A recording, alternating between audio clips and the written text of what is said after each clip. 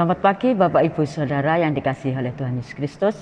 Kembali kita akan menikmati sarapan pagi, sarapan rohani yang menyehatkan. Pada pagi hari ini saya beri judul Saksi Mata. Di mana dalam persidangan suatu perkara selalu ada yang namanya saksi, yaitu saksi mata. Di mana saksi mata adalah orang-orang yang mengetahui atau orang-orang yang melihat dengan mata kepala sendiri suatu peristiwa atau kejadian perkara yang sedang disidangkan atau di tempat TKP, tempat kejadian perkara, dan dapat menceritakan apa yang dialami, dilihat, didengar. Berarti ia bukan menceritakan pengalaman orang lain atau menceritakan apa yang didengar dari orang lain. Berkat bantuan saksi mata, informasi yang diperlukan tentang perkara itu bisa dikumpulkan berdasarkan kebenaran dan keadilan bisa ditegakkan. Saksi mata berperan juga memberikan keterangan dan juga siapa saja yang terlibat. Di dalam Alkitab kita sering melihat bagaimana saksi mata dan saat para rasul, murid-murid Yesus bersama-sama dengan Yesus, mereka mengalami pengalaman-pengalaman, bahkan menjadi saksi mata atau saksi hidup. Dengan bersama-sama dengan Tuhan Yesus, mereka melihat, mereka menyaksikan, mereka mendengar, mereka mengalami perjalanan Tuhan Yesus dari pelayanannya, dari pekerjaannya, saat menyembuhkan orang sakit, bahkan mati, bangkit, dan juga naik ke surga.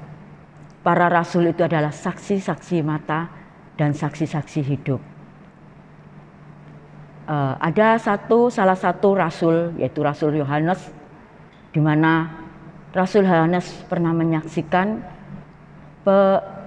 waktu Tuhan Yesus dimuliakan di atas gunung, merasakan sukacita, merasakan kesenangan yang luar biasa. Dan Rasul Yohanes menginginkan pengalaman yang dia alami juga dialami oleh orang lain. Di dalam Yohanes 19 ayat 35 dikatakan, dan orang yang melihat hal itu sendiri yang memberikan kesaksian dan kesaksian yang benar, dan ia tahu bahwa ia mengatakan kebenaran supaya kamu juga percaya. Jadi saksi Yohanes juga menyaksikan hal yang benar dan menyampaikan, mengatakan kebenaran-kebenaran. Di dalam Yohanes 20 ayat 8, maka masuklah juga murid yang lain yang lebih dahulu sampai dikubur, dan ia melihat dan percaya. Adalah saksi-saksi hidup, saksi-saksi mata. Nah, memang di dalam pengadilan juga ada saksi mata, ada yang benar, kadang ada saksi yang palsu, saksi yang tidak mengalami sendiri, tetapi karena ada sesuatu hal, maka saksi ini menyaksikan hal yang tidak benar. Bukan untuk kepentingan orang yang terdakwa atau kepentingan yang lain. Tapi murid-murid Yesus ini adalah saksi-saksi yang benar, menyampaikan kebenaran-kebenaran yang sudah dilihat, sudah disaksikan, bahkan sudah dialami.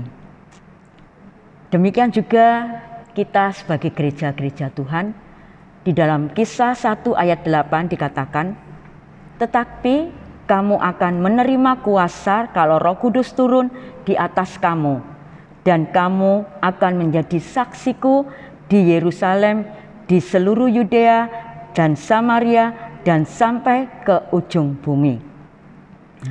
Menjadi pengikut Kristus, menjadi orang percaya, di mana Tuhan menjadikan kita saksi hidup buat perkara tentang Tuhan Yesus. Di mana Tuhan Yesus yang sudah mati, yang memberikan hidupnya untuk dunia ini. Dikatakan kita diberi kuasa, diberi kemampuan oleh Roh Kudus untuk dapat menjadi saksi yang benar kepada dunia, kepada orang-orang yang ada di sekitar kita, bahkan kepada juga keluarga-keluarga kita.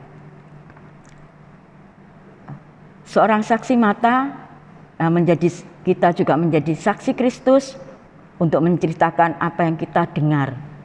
Kita tidak melihat sendiri Tuhan Yesus mati, Tuhan bangkit dan naik ke surga, tetapi melalui mata rohani kita yang kita sudah percaya kepada Tuhan Yesus, kita mendengar dan kita mengalami akan keajaiban, kita mengalami akan kedekatan kita kepada Tuhan Yesus Kristus. Sehingga kita juga dapat menyampaikan kabar yang sudah kita alami kepada orang lain, dan orang lain pun menjadi percaya. Kita sudah mengalami anugerah keselamatan dari Tuhan Yesus sebagai orang percaya, di mana kita menjadi saksi Kristus di tengah dunia ini dengan melalui pengalaman pribadi kita, di mana kita saat menghadapi persoalan, menghadapi masalah, kita mendapatkan kemenangan karena kedekatan kita kepada Tuhan Yesus Kristus. Kita mengalami perjumpaan dengan Tuhan Yesus di setiap saat, di setiap waktu. Di dalam Yohanes 1 ayat 2 juga dikatakan, hidup ini telah dinyatakan dan kami telah melihatnya. Dan sekarang kami bersaksi dan memberitakan kepada kamu tentang hidup kekal yang ada bersama-sama dengan Bapa dan yang telah dinyatakan kepada kami. Jadi di ayat ini mengatakan hidup telah dinyatakan dan kita telah melihat sekarang bagaimana kebesaran Tuhan Yesus, bagaimana kemuliaan dan kebaikan Tuhan Yesus dalam kehidupan kita. Dan kita dapat memberitakan kepada orang lain tentang hidup kekal hanya di dalam Tuhan Yesus Kristus. Juga di mana saat kita menyaksikan, bukan hanya melalui mulut saja, kita boleh menyaksikan kepada orang lain bahwa kita adalah milik Tuhan Yesus melalui sikap kita, melalui perbuatan kita, melalui tingkah laku kita. Dunia melihat adalah kita sebagai saksinya. Menjadi saksi mata Kristus tidak perlu mengalami ketakutan, karena tadi dikatakan Roh Kudus yang memberikan kemampuan kepada kita.